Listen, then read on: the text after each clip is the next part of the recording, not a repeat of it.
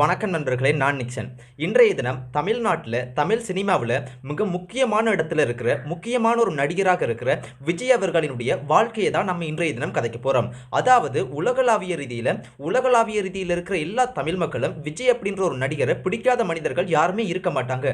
அந்த அளவுக்கு இவ்வளோ பெரிய ஒரு சாதனை, இவ்வளோ பெரிய ஒரு வெற்றி, இவ்வளோ பெரிய ஒரு சாம்ராஜ்யத்தை எப்படி இந்த விஜய் அப்படின்றவர் உருவாக்கியிருக்கிறார்னு கேட்டீங்கன்னா, அதை நம்ம பல வருடங்களுக்கு முதல் அவருடைய தொடக்க வாழ்க்கையிலிருந்து கதைக்கக்குள்ள சாதாரணமான முறையில் இது உருவாக்கப்பட இல்லை. இதுக்கு கடின உழைப்பு, மிகவும் பார்த்தீங்கன்னா நிறைய அர்ப்பணிப்பு, அதே சமயத்தில் நிறைய விமர்சனங்கள், பல கரடு முரடான பாதைகளை கடந்துதான் இந்த விஜய் அப்படின்ற ஒரு நபர் இவ்வளோ பெரிய ஒரு சக்சஸுக்கு வந்திருக்கிறார் அப்படின்றத நம்ம தெரிந்து கொள்ள முடியும். ஸோ அவருடைய தொடக்க வாழ்க்கையிலிருந்து நம்ம பார்க்கலாம். அவர் பார்த்தீங்கன்னா 1974ஆம் ஆண்டு ஜூன் மாதம் 22ஆம் தேதி தான் பிறந்திருக்கிறார். ஸோ சென்னையில் தான் பிறந்திருக்கிறார். தொடக்கத்தில் பார்த்தீங்க அப்படியா இருந்துச்சுன்னா, இவருடைய அப்பா ஒரு டிரெக்டர். இவர் படம் இயக்குனருடைய மகனாக தான் விஜய் அவர் பிறந்திருக்கிறார். ஜோசப் விஜய், அதாவது ஒரு கிறிஸ்டியன் ஃபேமிலியில் தான் பிறந்திருக்கிறார். ஸோ என்ன நடக்குதுன்னு பார்த்தீங்கன்னா, இவர் சின்னதில் பயங்கர குலப்படி சுட்டித்தனம் அப்படின்றத தெரிஞ்சு கொள்ளுங்க. இப்போ நோமலாக பார்க்கறதுக்கு படங்களில் ஒரு கரடு முரடா பயங்கர ஆக்ஷன் படங்கள், பயங்கர ஃபைட் சீன்கள்லாம் பார்க்கலாம். ஆனால் ஒரு ரியாலிட்டி லைஃப் அவரதை நம்ம பார்த்தோம்னா பயங்கர சைலண்டாகவும் பெரிதாக கதைக்க மாட்டார். ஒரு சுப்டான பர்சன் மாதிரி தான் இருப்பார். ஆனாலும் படங்களில் பார்த்தீங்க அப்படியா இருந்துச்சுன்னா பயங்கர சண்டை காட்சிகள்லாம் பயங்கர மோசமான முறையில் இருக்கும். ஆனால் ரியாலிட்டி லைஃப்ல அப்படி இருக்கவே மாட்டார். அதாவது யாரும் அப்படி இருக்கிறதுல இருந்தாலும் இவர் மற்ற நடிகர்கள், மற்ற நபர்களை விட பயங்கர சைலண்டான ஒரு நபராக இருப்பார். ஸோ இவர் சின்ன வயதில் எப்படி இருந்திருக்காருன்னு கேட்டிங்கன்னா, பயங்கர குலப்படி, அதாவது பயங்கர சுட்டித்தனம், வீட்டை துருண்டு இருப்பாராம். அந்த அளவுக்கு ஒரு சின்ன பையனில் சின்ன வயதில் அப்படி இருந்திருக்கிறார். ஆனாலும் என்ன நடக்குதுன்னு பார்த்தீங்கன்னா, அந்த மாதிரிக்கு துருன்னு இருந்த விஜய், ஜோசப் விஜய் அவருடைய பெயர் ஜோசப் விஜய் சந்திரசேகர். ஆனால் விஜய் அப்படின்னு கூப்பிடுவாங்க. இப்போ பார்த்தீங்கன்னா தளபதி அப்படின்னு கூப்பிட வலிக்கிட்டாங்க. ஸோ நம்ம ஸ்டோரிக்குள்ள போவோம். என்ன நடக்குதுன்னு பார்த்தீங்கன்னா, ஸ்டார்ட்ல பயங்கரமா துருண்டு இருந்தாலும் அவருக்கு மிகவும் ஒரு சோதனையான ஒரு சம்பவம் ஒன்று நடக்குது. என்னன்னு பார்த்தீங்கன்னா, அவருக்கு ஒரு தங்கச்சி ஒருத்தவங்க இருக்கிறாங்க. அந்த தங்கச்சி அப்படின்றவங்க 2 வயதாகும் போது இறந்து போயிடுறாங்க. ஸோ இறந்து போன காரணத்தினால விஜய் அவங்க அதன் பிற்பாடு மிகவும் கவலையாகவும், அந்த டிப்ரெஷன், அந்த பெயின்ல இருந்து வெளியே வர முடியாம அதன் பிற்பாடு இந்த நாள் வரைக்கும் பயங்கரமான ஒரு சைலண்டான பேஷண்டாகவும், பெருசா கதைக்கிறதும் இல்லாம துருண்டு எந்த ஒரு அந்த குலப்படி பண்ற மாதிரி எந்த ஒரு விஷயங்களுமே இல்லாம அந்த தங்கச்சி இறந்து போனதுல இருந்து இந்த நாள் வரைக்கும் அவர் அப்படி இருக்கார் அப்படின்னு தெரிஞ்சுக்கொள்ளுங்க. அதே சமயத்துல அந்த தங்கச்சியின் மேல இருக்கிற பாசம் காரணமாக அவர் நடிக்கிற ஒவ்வொரு திரைப்படத்தையும் நீங்க எடுத்து பார்த்தீங்கன்னா உங்களுக்கு தெரியும், மேக்ஸிமம் மோஸ்ட் ஆஃப் மூவிஸ், அதாவது அதிகமான திரைப்படங்கள்ல அவருக்கு ஒரு தங்கச்சி அப்படின்ற ஒரு கதாபாத்திரம் வைத்திருப்பார். ஏன் அப்படின்னா, அவருடைய தங்கச்சி மேலே இருக்கிற ஒரு அன்பு பாசத்துக்காக எல்லா திரைப்படங்களையும் அவர் வைக்கிற ஒரு கண்டிஷன் என்னன்னு பார்த்தீங்கன்னா, ரிக்வஸ்ட் எப்படி எடுத்துக்கொள்ளலாம். ஸோ இல்லை, டிஃப்ரெண்ட் ஒன்று இருக்குது, கண்டிஷன் ஒன்று சொல்ல முடியாது. ரிக்வஸ்ட் பண்ணுவேராம். எல்லா திரைப்படங்களையும் தங்கச்சி அப்படின்ற ஒரு கேரக்டர் ஒன்று இருக்கணும் அப்படின்னு கேட்பிறாம். ஸோ முடிந்த அளவுக்கு அவர் நடிக்கிற திரைப்படங்கள் எல்லாத்துலேயும் பார்த்தீங்கன்னா தங்கச்சி அப்படின்ற ஒரு கேரக்டர் இருக்கும். அதனுடைய ஃப்ளாஷ்பேக் என்னன்னு பார்த்தீங்கன்னா, நான் இப்போ சொன்ன மாதிரிக்கு அந்த 2 வயதில் அவங்களுடைய தங்கச்சி இறந்து போன ஒரு கவலை, அந்த தங்கச்சி மேல இருந்து பாசம், அந்த ஞாபகம் காரணத்தினால தான் ஒவ்வொரு திரைப்படங்களையும் அவர் தங்கச்சியினுடைய கேரக்டர் வைக்கிறேன்றதை தெரிஞ்சுக்கொள்ளுங்க. ஸோ நம்ம ஸ்டோரிக்குள்ள போகும். என்ன நடக்குதுன்னு பார்த்தீங்கன்னா, அதன் பிற்பாடு அவர் நார்மலான லைஃப்ல வாழ தொடங்குறார். ஒரு கிட்டத்தட்ட ஒரு 18 வயது இருக்கும்னு நினைக்கிறேன். காலேஜ், அதாவது கல்லூரி படிப்புகள் தொடர்ந்து கொண்டிருக்கிறார் அப்படின்னு நினைக்கிறேன். ஸோ என்ன நடக்குதுன்னு பார்த்தீங்கன்னா, இப்படி சாதாரணமான முறையில் பெருசாக கதைக்காம அமைதியாக இருந்த விஜய் என்ன செய்யறேன்னா, விஜய்க்கு ஒரு திடீரென ஒரு ஆசை ஒன்று வருது. ஆசை இன்னும் சொல்லலாம், இல்லைன்னா கனவுன்னு சொல்லலாம், இல்லைன்னா ஏதாவது ஒரு வாழ்வில் ஒரு நோக்கம் இருக்கணும் அப்படின்னு எடுத்துக்கொள்ளலாம், எப்படி எடுத்துக்கொள்ளலாம். என்ன நடக்குதுன்னு பார்த்தீங்கன்னா, அவருடைய அப்பா சந்திரசேகர் அப்படின்றவர், அவர் படங்கள் இயக்குற ஒரு இயக்குனர், டைரக்டரா இருக்கிறார். அவர் சின்ன ரோல்களில் சும்மா நடிக்கிறதுக்கு அங்கே சந்தர்ப்பங்கள் எல்லாம் விஜய்க்கு கொடுத்துருக்கிறார்.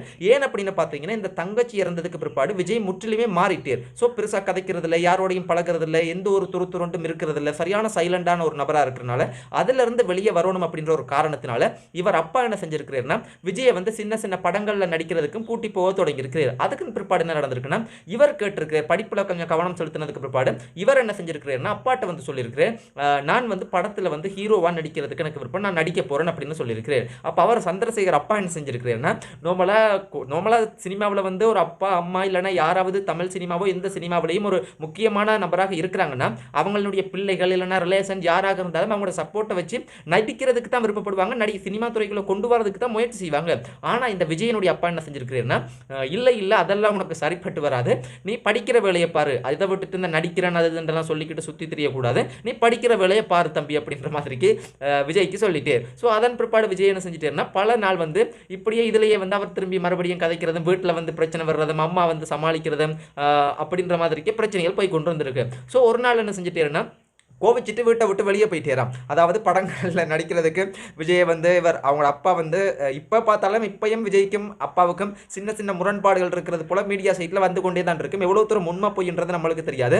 ஆனாலும் அந்த முரண்பாடுகள் இருக்கிறது, அரசியலுக்கு வர சொல்லியிருப்பார் விஜய் வந்து வரமாட்டேன் என்று பேர், அப்புறம் அவர் ஒரு அரசியல் கட்சி ஆரம்பிக்கிற மாதிரி ஒரு சில செயற்பாடுகள் செய்திருப்பார். அதில் விஜயனுடைய பெயரை பயன்படுத்தினா நீதிமன்றத்தில் வழக்கு தாக்கல் செய்திருந்தார். இப்படியெல்லாம் பல சர்ச்சைகள் பிரச்சனைகள்லாம் இருந்தது. அது ஒரு ஓரமாக இருந்தாலும் நம்ம அவரினுடைய தொடக்கத்திலிருந்து லைஃப் பெஸ்ட்டுக்கு பார்த்துருவோம். ஸோ என்ன நடக்குதுன்னு பார்த்தீங்கன்னா கோவிச்சிட்டு ஒரு நாள் வெளியே போய் ஒரு படம் ஒரு தியேட்டரில் போய் படம் பார்த்துட்டு இருந்திருக்கு.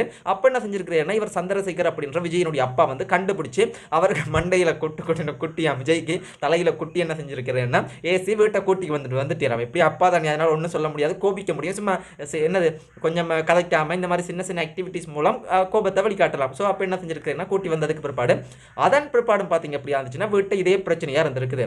ஸோ ஒரு கட்டத்தில் வந்து தாங்க முடியாமல் அவங்களோட அப்பா சந்திரசேகர் என்ன செஞ்சிருக்கிறேன்னா இவனுடைய தொல்லை தாங்க முடியல, சரி ஓகே நீ நடிச்சு காட்டு பாப்போம், உனக்கு முதலாவது நடிப்பு வரும் அப்படின்னா உங்களோட அப்பாவே விஜய்கிட்ட கேட்டிருக்கிறேன். ஸோ அப்போ விஜய் என்ன சொல்லியிருக்கிறேன்னா அண்ணாமலை அப்படின்ற ஒரு திரைப்படம், ரஜினிகாந்த் நடித்த ஒரு திரைப்படம் அப்படின்றது தெரியுமா நினைக்கிறேன், அந்த திரைப்படத்துல இருந்து ஒரு சின்ன காட்சி ஒன்று அவர் நடிச்சு காட்டியிருக்கிறார். ஸோ அப்படி நடிச்சு காட்டக்குள்ள அண்ணாமலைன்னு தான் நினைக்கிறேன், வேற அண்ணாமலைன்னு தான் நினைக்கிறேன். ஸோ அந்த திரைப்படத்துல இருந்து நடிச்சு காட்டணுன்னு அவர் அப்பா என்ன செஞ்சிருக்கிறேன்னா என்ன இவன் இப்படி சைலண்டா பேச கதைக்காமலாம் இருந்தவன் திடீர்னு என்ன இப்படியெல்லாம் நடிக்கிறான், இந்த மாதிரி ஆர்வமா இருக்கான், சரி ஓகே அப்படின்ட்டு சின்ன கேரக்டர் சின்ன ரோல்களில் நடித்ததுக்கு பிற்பாடு இவரை வந்து முதல் முறையாக நாளைய தீர்ப்பு அப்படின்ற ஒரு திரைப்படம் மூலம் சந்திரசேகர் வந்து அறிமுகப்படுத்துறாரு. ஸோ அதன்படி தான் இவருடைய முதலாவது திரைப்படம் ஹீரோவாக நாளைய தீர்ப்பு அப்படின்ற ஒரு திரைப்படம் ஒன்று வெளியாகுது. இப்போ முதல் திரைப்படம் மிகவும் ஆசையாகவும் ஒரு பெரிய பொருட்செலவில் பெரிய பட்ஜெட்டில் இல்லைனாலும் ஒரு மிடில் பட்ஜெட்டில் வந்து ஒரு நார்மலான ஒரு சுமாரான ஒரு திரைப்படத்துக்கான செலவுகளோட திரைப்படத்தை எடுத்திருக்கிறாங்க. அந்த திரைப்படத்தை எடுத்ததுக்கு பிற்பாடு விஜயாக இருக்கலாம், விஜயனுடைய அப்பாவாக இருக்கலாம், அந்த திரைப்படத்தில் உழைத்த நபர்களாக இருக்கலாம், எல்லாருமே என்ன செய்கிறாங்கன்னா அந்த திரைப்படத்தினுடைய விமர்சனம் எதிர்பார்த்துருக்காங்க. இப்போ நாங்கள் பார்த்தீங்கன்னா மொபைல் போன்களில் யூடியூபாக இருக்கலாம், ஃபேஸ்புக்காக இருக்கலாம், இன்ஸ்டாகிராமாக இருக்கலாம், ட்விட்டராக இருக்கலாம், எந்த ஒரு வலைத்தளங்களை இன்னும் அதிகமான வலைத்தளங்கள் எடுத்தோம்னாலும் எல்லாத்துலேயுமே வந்து ரிவ்யூ அப்படின்றது அடுத்த நிமிஷம் நம்ம பார்த்துடலாம். ஆனால் அந்த காலகட்டத்தில் அதாவது இது 1992 ஆண்டு நினைக்கிறேன், சரியா தெரியல 92 ஆண்டுன்னு நினைக்கிறேன், மிஸ்டேக்ஸாக இருந்துச்சுன்னா பார்த்துக்கொள்ளுங்க நீங்கள் செக் பண்ணி. ஸோ அந்த முதல் திரைப்படம் வெளியாகக்குள்ள என்ன நடக்குதுன்னு பார்த்தீங்கன்னா இவர் அதாவது எல்லாரும் எதிர்பார்த்துருக்காங்க, விமர்சனம் எப்படி வருதுன்னு பார்த்தீங்கன்னா பயங்கர மோசமான விமர்சனம், அதாவது இதெல்லாம் ஒரு மூஞ்சியா, இதெல்லாம் யார் முதலாவது நடிக்க விட்டுருக்கிறது அப்படின்னு குமுதம் விகடன் அப்படின்ற மாதிரியான நாளிதழ்களில் தான் அந்த காலத்தில் வந்து விமர்சனங்கள் வர்றது. அதில் எல்லாம் இப்படி எழுத தொடங்கியிருக்காங்க. எப்படி விமர்சனம்னா இதெல்லாம் ஒரு மூஞ்சியா, ஒரு நபர் வந்து சினிமாவில் இருக்கிற ஒரு நடிகராக இருக்கலாம், இயக்குனராக இருக்கலாம், அவர்களினுடைய மகன் அவங்களினுடைய பிள்ளைகளாக இருக்கிற காரணத்தினால இந்த மூஞ்செல்லாம் நடிக்க வருதா, எவ்வளவு தூரத்துக்கு சினிமா கெட்டு போயிருக்குதுப்பா அப்படின்னு பல மோசமான விமர்சனங்கள் வருது. அதே சமயத்தில் ரசிகர்கள் எடுத்துக்கொண்டாலும் ரசிகர்களும் பெரிய அளவில் இந்த படத்தை வந்து ஏற்றுக்கொள்ள இல்லை, பெரிய அளவுக்கு ஓடவும் இல்லை. ஆனாலும் அந்த படத்தினுடைய பெயர் டைட்டில் பார்த்தீங்கன்னா அவங்க திட்டமிட்டு வைத்தாங்களா, திட்டமிடாமல் வைத்தாங்களா, இல்லாட்டி நோமலாக அந்த படத்துக்கான ஒரு தலையங்கமாக வைத்தாங்களா, அதெல்லாம் நம்மளுக்கு தெரியும். ஆனாலும் நாளைய தீர்ப்பு அப்படின்ற ஒரு பெயர் வந்து சரியாக அமைந்திருக்கு. ஏன்னா இப்போ வந்து தமிழ் சினிமாவினுடைய அடுத்த நாளைய தீர்ப்பு அப்படின்றதுல முக்கியமான ஒரு நடிகராக இருக்கிறவர், முக்கியமான ஒரு பர்சன் விஜய் அப்படின்றதுல வந்து மறுப்பே இல்லை, மறுப்பு தெரிவிக்க முடியாத ஒரு உண்மையான சம்பவம் தான். ஆனால் அது அந்த தினத்தில் அந்த 1992 ஆண்டு அந்த மாதிரியான காலத்தில் வந்து யோசிச்சிருப்பாங்களா, சிந்திச்சிருக்காங்களா அப்படின்றது நமக்கு தெரியல. ஸோ என்ன நடக்குதுன்னு பார்த்தீங்க அப்படியா இருந்துச்சுன்னா அதன் பிற்பாடு அந்த படமோட இல்லை பெரிய அளவுக்கு நம்மள விமர்சனங்கள்லாம் இருக்குது. அதன் பிற்பாடு சின்ன சின்ன படங்கள் வந்து இப்படியே நடிச்சு கொண்டு வர்றாரு. ஆனாலும் சுமாராக தான் ஓடுது, சும்மா ஒரு பெரிய அளவுக்கு பேர் சொல்லலைனாலும் நம்மளால் அதில் சின்ன சின்ன வருமானங்கள் எடுத்து ஒரு வாழ்க்கையை ரன் பண்ணி கொண்டிருக்கலாம். இப்படி அவரினுடைய வாழ்க்கை ஜேர்னி போய் கொண்டிருக்குது. பல விமர்சனங்கள் இப்படியெல்லாம் வந்து கொண்டிருக்குது. அதில் முக்கியமான விமர்சனம் என்னென்னு கேட்டிங்கன்னா ஒரே மாதிரியே நடிக்கிறேர், ஒரே ஹேர் ஸ்டைலில் நடிக்கிறேர், தொடக்கத்திலேயே வந்திருக்கு, இப்பவும் இருக்குது, தொடக்கத்திலேயே வந்து கொண்டிருக்குது. அதே சமயத்தில் இவருக்கு மாறி ஒவ்வொரு கேரக்டரில் வித்தியாசமாக நடிக்க தெரியல, இப்படின்னு வந்து பல விமர்சனங்கள். இதனால் வந்து தனி அழுதும் இருக்கிறார் அப்படின்னு சொல்லப்படுது. அதாவது விஜய் அப்படின்றவங்க வந்து தனியாக அழுது இருக்கிறார், இந்த திரைப்படத்தில் நடிக்கிறதுக்கு அப்பாவோட சண்டை போட்டு அழுது. இந்த விமர்சனங்கள் மூலம் வந்து இவர் வந்து ரசிகர்களாக இருக்கலாம், மக்கள் ஏற்றுக்கொள்ளாத காரணத்தினால் அழுது இருக்கிறார். இப்படி பல சோகமான சம்பவங்கள் இருந்தாலும் என்ன நடக்குதுன்னா தொடர்ச்சியாக அவரினுடைய நம்பிக்கை, அவரினுடைய முயற்சியினால வந்து அடுத்தடுத்த ஸ்டெப் வந்து எடுத்துக்கொண்டே இருக்கிறார். ஸோ இப்போ உண்மையாக ஒரு நடிகர், ஒரு சக்சஸ்ஃபுல்லான ஒரு நடிகர், சக்சஸ் ஆன படம் அப்படின்றது எதன் அடிப்படையில் கணிப்பிடுவாங்க அப்படின்னா எப்படி அந்த படம் வந்து அந்த கதை இருந்தாலும், நடிகர் எப்படி இருந்தாலும், அந்த படம் ஒரு ஒரு வணிக ரீதியாக ஒரு கமர்ஷியல் அதாவது பணம் ரீதியாக மிக அளவில் லாபம் ஒன்று கிடைக்குது அப்படியா இருந்துச்சுன்னா அது சக்ஸஸ் அப்படின்னு எடுத்துக்கொள்வாங்க. ஸோ அப்படி அவருக்கு விஜய்க்கு ஒரு முக்கியமான அவரினுடைய வாழ்க்கையில் திருப்புமுனையாக இருந்த படம் எதுன்னு கேட்டிங்கன்னா அதுக்கு முதல்ல நல்ல திரைப்படங்கள் வந்திருக்கு, ஓடி இருக்கு, இல்லைன்னு இல்லை. ஆனால் அவரினுடைய லைஃப்பில் வந்து ஒரு மிகப்பெரிய டேர்னிங் பாயிண்டாக எந்த திரைப்படம் அமையுதுன்னு பார்த்தீங்கன்னா கில்லி அப்படின்ற ஒரு திரைப்படமும் அமையுது. அந்த திரைப்படம் தான் விஜயனுடைய பாக்ஸ் ஆஃபீஸ் அப்படின்ற ஒரு கலெக்ஷனை கொண்டு வருது. பாக்ஸ் ஆஃபீஸ் அப்படின்ற என்னத்தை சொல்லுவாங்கன்னா பாக்ஸ் ஆஃபீஸ் அப்படின்றது வந்து மிகப்பெரிய வணிக ரீதியாக வந்து டொப்பில் வந்து கலெக்ஷன் வந்து மிகப்பெரிய அந்த எதிர்பார்த்ததை மீறி ஒரு கலெக்ஷன் வந்து இருக்குது. அதை விட ஒரு லாபம் ஒன்று அந்த திரைப்படத்துக்கு தேவைப்படாது, அதிகபட்ச லாபம் கிடைச்சிருச்சுன்றது தான் அர்த்தம். அப்படி வந்திருக்குன்னா அந்த நடிகர் வந்து ஒரு டாப் ஸ்டார் அப்படின்னு சொல்லக்கூடிய அளவுக்கு வந்து ஒரு சக்ஸஸ்ஃபுல்லான ஒரு நடிகர்னு சொல்லுவாங்க. ஸோ அப்படி அந்த கில்லி அப்படின்றது மிகப்பெரிய ஒரு சாதனை வந்து கிட்டத்தட்ட 100 நாட்களுக்கு மேலாக வந்து ஓடக்கூடிய திரைப்படமாக அமையுது. அதன் பிற்பாடு பார்த்தீங்கன்னா பல திரைப்படங்கள் நாங்கள் சொல்லவே தேவையில்லை, நிறைய படங்கள் வந்து ஃப்ளப் ஆகுது. அதே சமயத்தில் அதிகமான திரைப்படங்கள் வந்து சக்ஸஸ்ஃபுல்லாக ஓடுது. அதன் பிற்பாடு திருமலை அப்படின்னு பயங்கர சொல்ல தேவையில்லை, ஒவ்வொரு திரைப்படங்கள் வந்து அதன் பிற்பாடு அவரினுடைய லைஃப் ஸ்டைலை வந்து லவ் இந்த மாதிரியான திரைப்படங்களில் நடித்ததுலேருந்து மாற்றி கொஞ்சம் லவ்வாக இருந்தாலும் காமெடியாக இருந்தாலும் அந்த திரைப்படங்களில் இருக்கிறது பார்த்தீங்கன்னா பயங்கர ஆக்ஷன் படங்களாக இருக்கும். ஸோ என்ன மாதிரி இருக்கும்னா மிக்ஸ் பண்ணி நடிக்க தொடங்கிட்டு அவரே காமெடி பண்ணுவார், காமெடின்னு ஒருத்தர் இருந்தாலும் திரைப்படத்தில் அவர் காமெடி பண்ணுவார், அதே போல் அவரே பாட்டு பாடுவார், அவரே வந்து பார்த்தீங்கன்னா வந்து ஆக்ஷன் பண்ணுவார், ஆக்ஷன் ஃபைட் சீன்களில் வந்து நடிப்பார். இப்படி ஒரே நபர் வந்து பல பரிணாமங்களில் ஒரு தமிழ் சினிமாவில் கொஞ்சம் பார்க்க வித்தியாசமாக இருக்கிற மாதிரி செய்தாலும் விமர்சனங்கள் எப்படி இருக்குன்னு பார்த்தீங்கன்னா சக்ஸஸ்ஃபுல்லாக ஓடினாலும் இந்த கேரக்டரை விட்டு வேற கேரக்டர் நடிக்க தெரியாது, ஒரு ஹேர் ஸ்டைல் அதே ஹேர் ஸ்டைலில் தான் மெயின்டைன் பண்ணுறது, அதாவது நடித்த திரைப்படம் போலவே அதே போலவே அரைச்சமாவே தான் அரைக்கிறது, இப்படின்னு வந்து பல விமர்சனங்கள்.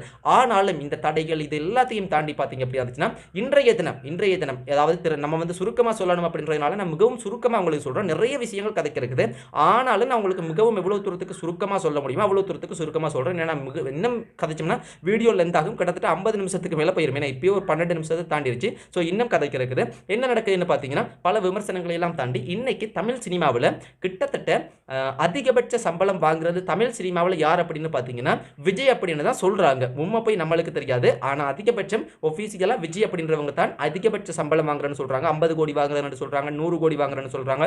நம்மளுக்கு தெரியாது. ஆனாலும் ஒரு நிதர்சனமான உண்மை பார்க்கக்குள்ள தெரிகிறது என்ன அப்படின்னா வந்து தமிழ் சினிமாவில் விஜயை விட அதிகமான ரசிகர்கள் யாருக்கும் இருக்கா அப்படின்னு கேட்டிங்கன்னா கொஞ்சம் ஒரு கேள்வி குறித்தால் விஜய்க்கு தான் அதிகமான ரசிகர்கள் இருக்காங்க அப்படின்ற ஒரு அளவுக்கு வந்து பார்க்கக்குள்ளேயே தோணுது. ஒரு படம் ரிலீஸ் ஆகுனுச்சுன்னா கிறிஸ்மஸ், நியூ இயர், ஒரு தீபாவளி, இப்படி பல பெருநாள் பண்டிகைகளையும் விட அதிகமான ஒரு மிகப்பெரிய ஒரு பண்டிகையான ஒரு திருவிழா மாதிரிக்கு இந்த திரைப்படங்கள் இவங்க வர்ற திரைப்படங்கள்லாம் இருக்குது. இதனால் வந்து அஜித் ரசிகர்களோ மற்ற ரசிகர்களோ கோவிச்சு கொள்ளாதீங்க. ஆல்ரெடி நான் அஜித் சம்மந்தப்பட்ட வீடியோ ஒன்று போட்டுட்டேன், அதையும் நீங்கள் போய் பாருங்க. அதே சமயத்தில் இவரினுடைய வாழ்க்கையை நாங்கள் மிக்ஸ் பண்ணிக்கொள்ளக்கூடாது, கன்ஃபியூஸ் பண்ணிக்கொள்ளக்கூடாது. ஸோ ஏன்னா இவரினுடைய லைஃப்பை தான் நம்ம கதைக்கிறோம்.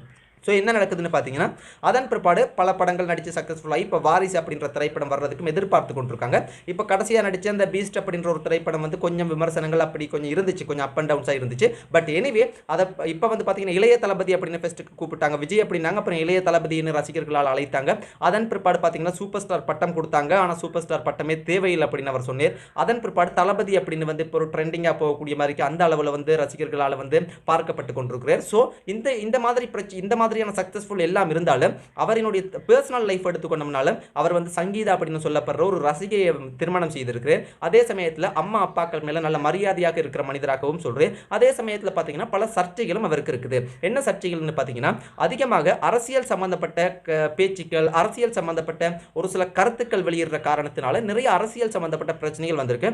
முக்கியமாக தலைவா அப்படின்னு சொல்லக்கூடிய திரைப்படத்தில் டைம் டு லீட் அப்படின்ற ஒரு சின்ன ஒரு கீழே ஒரு லைன் ஒன்று கொடுத்துருப்பாங்க, தலைவா அப்படின்ற டைட்டிலுக்கு கீழே டைம் டு லீட் அப்படின்னு. ஸோ அதாவது அந்த நேரம் சரியான நேரத்தில் வந்து பார்த்தீங்க அப்படி இருந்துச்சுன்னா அது தலைமைத்துவம் பண்ணக்கூடிய மாதிரி இருக்கும் அப்படின்றத சொல்ல வர்றாங்க.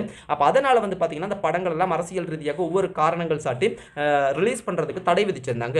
ஆனால் அதன் பிற்பாடு விஜய் உண்ணாவிரதம் இருந்தார், விஜயினுடைய ரசிகர் வந்து பார்த்தீங்கன்னா இறந்து போனார், இப்படி பல பிரச்சனைகள் எல்லாம் நடந்துச்சு. ஸோ அந்த அதையும் தாண்டி இந்த உதாரணத்துக்கு இவ்வளோ பெரிய ஒரு சம்பவத்தை சொல்கிறேன். இது போல ஜெயலலிதா பார்த்தீங்க அப்படி இருந்துச்சுன்னா ஒரு அவார்ட்ஸ் ஃபங்க்ஷன் மாதிரி ஒரு ப்ரோக்ராம் ஒன்று நடந்திருக்கு வந்து தமிழ் சினிமாவினுடைய ஏதோ ஒரு விழான்னு நினைக்கிறேன், சரியா எனக்கு ஞாபகம் வரல. அதுலேயும் இவரை வந்து இன்வைட் பண்ணியிருந்தாங்க. அதே சமயத்தில் பார்த்தீங்கன்னா முன் சீட் லைனில் வந்து ஒவ்வொரு மனிதர்கள், அதாவது சூப்பர் ஸ்டாராக இருக்கலாம், சிம்புவாக இருக்கலாம், தனுஷாக இருக்கலாம், சூர்யாவாக இருக்கலாம், விக்ரமாக இருக்கலாம், இப்படி இவருக்கும் கீழே இருக்கக்கூடிய நடிகர்களுக்கு எல்லாருக்குமே வந்து ஆசனங்கள் வழங்கப்பட்டிருந்தது. இவரும் அதனால அந்த பிளேஸுக்கு போயிருப்பார் அதில் இருக்கிறதுக்கு. ஆனால் இவருக்கு அந்த இடத்துல வந்து இடம் இல்லை அப்படின்னு பின்னுக்கு போக சொல்லிடுவாங்க. ஸோ சாதாரணமான மக்கள் இருக்கக்கூடிய அந்த இடத்துல போய் பார்த்தீங்க அப்படி இருந்துச்சு இருந்துருவேன். இவ்வளோ பெரிய அவமானம் ஒன்று நடந்தாலும் அதையும் ஒரு சாதாரணமாக சிரிச்ச முகத்தோடைய ஹேண்டில் பண்ணி பண்ணிட்டு வந்துருவார். ஸோ அதில் பார்த்தீங்க அப்படின்னா இப்படி பல விமர்சனங்கள், பல சர்ச்சைகள், அப்பாவோட சில முரண்பாடுகள் இருந்து அரசியல் சம்பந்தப்பட்ட பிரச்சனைகள், இப்படிலாம் பல பிரச்சனைகள் இருக்குது. ஆனாலும் ஒரு சக்சஸ்ஃபுல்லான ஒரு நடிகராக, தமிழ் சினிமாவில் தவிர்க்க முடியாத முக்கியமான ஒரு நடிகராக, தொடக்கத்தில் எந்த நாளிதழ், எந்த அந்த ப்ரெஸ்ஸுகள், எந்த பேப்பர் நிறுவனங்கள் எல்லாம் சொன்னிச்சோ அதே நிறுவனத்தில் சீஃப் கெஸ்டாக, சிறப்பு விருந்தினராகவும், அதே போல் அதே நிறுவனத்தில் வந்து இன்னைக்கு அவங்களோட பிஸ்னஸுக்கு முக்கியமான ஒரு மனிதராக இவரினுடைய செய்திகள் வெளியாகிறதும் ஒரு என்னென்ன சொல்கிறது, ஒரு சக்ஸஸ், அதாவது இதை விட ஒரு சக்ஸஸ் சொன்னால் அவர் வந்து சாதிக்க தேவையில்லை அப்படின்ற அளவுக்கு இருக்குது பார்க்கக்குள்ள. ஸோ அப்படி வந்து பல சோதனைகள், பல சாதனைகள், பல தடைகளை எல்லாம் தாண்டி சாதித்த ஒரு மனிதர் தான் விஜய் அப்படின்றவர். ஸோ இந்த விஜயினுடைய வாழ்க்கையை முடிஞ்ச அளவுக்கு சுருக்கமாகவும் முக்கியமான அம்சங்களையும் நான் இன்றைய தினம் உங்களுக்கு சொல்லியிருக்கிறேன். ஸோ ஏதாவது நான் மிஸ் பண்ணியிருக்கிறேன், முக்கியமான விஷயங்கள் ஏதாவது நான் மிஸ் பண்ணியிருக்கிறேன் அப்படியா இருந்துச்சுன்னா நீங்கள் உங்களுடைய கருத்துக்கள், கேள்விகள், சந்தேகங்கள் எல்லாத்தையுமே கமெண்ட் சைட்டில் சொல்லுங்கள். ஸோ விஜயை வந்து யாருக்கு பிடிக்கும், விஜய்கிட்ட என்ன உங்களுக்கு பிடிச்சிருக்குது, அவரினுடைய வெற்றிக்கு உண்மையான காரணம் என்ன அப்படின்னு நீங்க நினைக்கிறீங்க அப்படின்ற உங்களுக்கு தெரிந்த விஷயங்களையும் நீங்க பகிர்ந்து கொள்ளலாம். இது போல இன்னும் ஒரு வீடியோல நம்ம மீட் பண்ணலாம் ஃப்ரெண்ட்ஸ். அதே சமயத்தில் தமிழ்நாட்டில இருந்து அதிகமான மக்கள் என்னுடைய வீடியோவை பார்க்குறீங்க. ஸோ அவர்களாக இருந்தாலும் சரி, அதே சமயத்தில் மலேசியா கோலாலம்பூர்ல இருந்து என்னுடைய வீடியோவை அதிகமான மக்கள் பார்க்குறீங்க. அதே சமயத்தில் ஸ்ரீலங்கால இருந்தும் பார்க்குறீங்க. இல்லைன்னா ஆனாலும் குறைந்தபட்ச மக்கள் தான் பார்க்குறீங்க. என்னுடைய வீடியோவை குறைந்தபட்ச வியூவர்ஸ் பார்த்தாலும் அதிலையும் பெரும்பான்மையாக ஸ்ரீலங்கா, அதாவது இந்தியா நாடு, தமிழ்நாடு, சென்னை மக்களுக்கும், கோலாலம்பூர் மலேசியா தமிழ் மக்களுக்கும் என்னுடைய அன்பை தெரிவித்துக் கொள்றேன். ஸோ தொடர்ந்து சப்போர்ட் பண்ணுங்க. இது போல இன்னும் பல என்ன வீடியோஸ்களை நம்ம கதைக்கலாம் அப்படின்றதையும், யாரை பற்றி கதைக்கணும் அப்படின்றதும், உங்களுக்கு எது சம்பந்தப்பட்ட வீடியோக்கள் தேவை அப்படின்றதையும் கமெண்ட் சைட்டில் நீங்கள் தெரிவித்துக் கொள்ளலாம். இது போல இன்னும் ஒரு வீடியோவில் நம்ம மீட் பண்ணலாம் ஃப்ரெண்ட்ஸ். பாய்.